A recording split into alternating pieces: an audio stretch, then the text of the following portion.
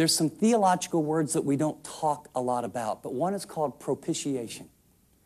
And propitiation simply means that because God is holy, when there is sin, He has just wrath or anger.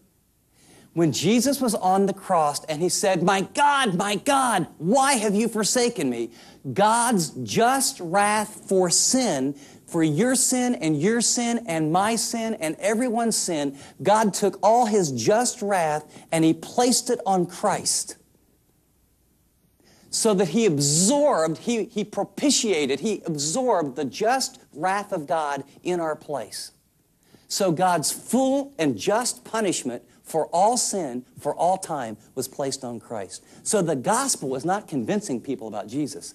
The gospel is letting people know, as they did in the New Testament, there's happy news. There's happy news. That's what the word, euangelion, good or happy news. You've been forgiven. The Son of God came. He paid for your sin. Would you like the free gift of salvation?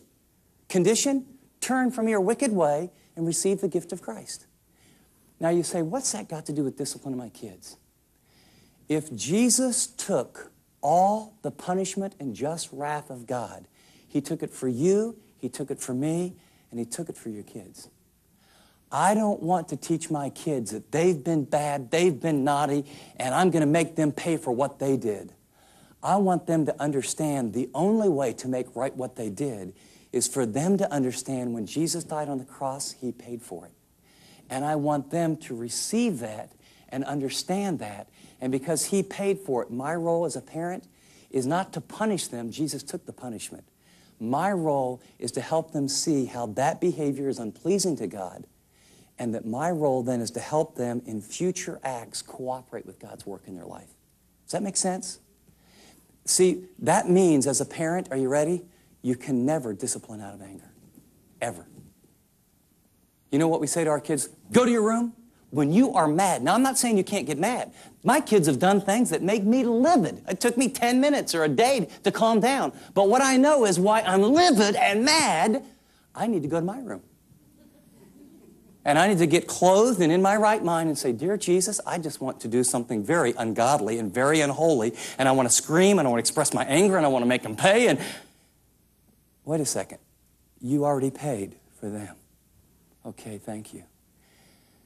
Now, I want you to help me righteously deal with my anger, and then I'm going to let them know I'm really upset, but I'm going to make the focus of this interchange them getting right with you and corrective behavior for the future.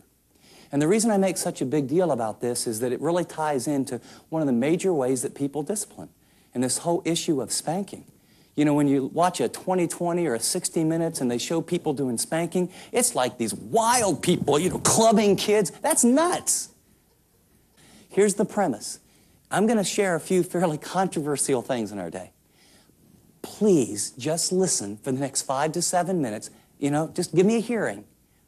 And I'm going to give it from Scripture, then I'm going to support it, and then I'm going to talk very clearly about how to do something in terms of the actions, right? How do we discipline our kids? Actions and words. Yasar, yacheg. So then when I do that, then I want you to step back and say, okay, I have a background in educational psychology, you might say to yourself. I've read this, I've read that, I've watched things on TV. You make the decision for yourself whether this type of action is the healthiest way to help your child, okay? Let's look at the two Hebrew concepts. The first one is actions or consistent consequences, chastisement with the rod. Proverbs 13:24. This is pretty clear. He who spares the rod hates his son, but he who loves him disciplines him diligently. Let me read that again. This is in the Bible, okay?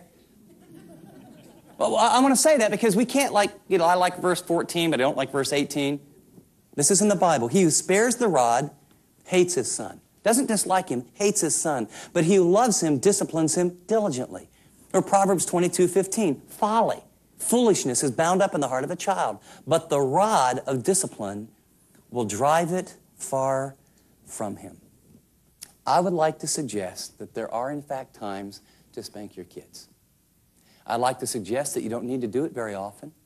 But I'd like to suggest that God has made little children, once they get old enough, with some extra adipose tissue in an area on their body where it does absolutely no damage.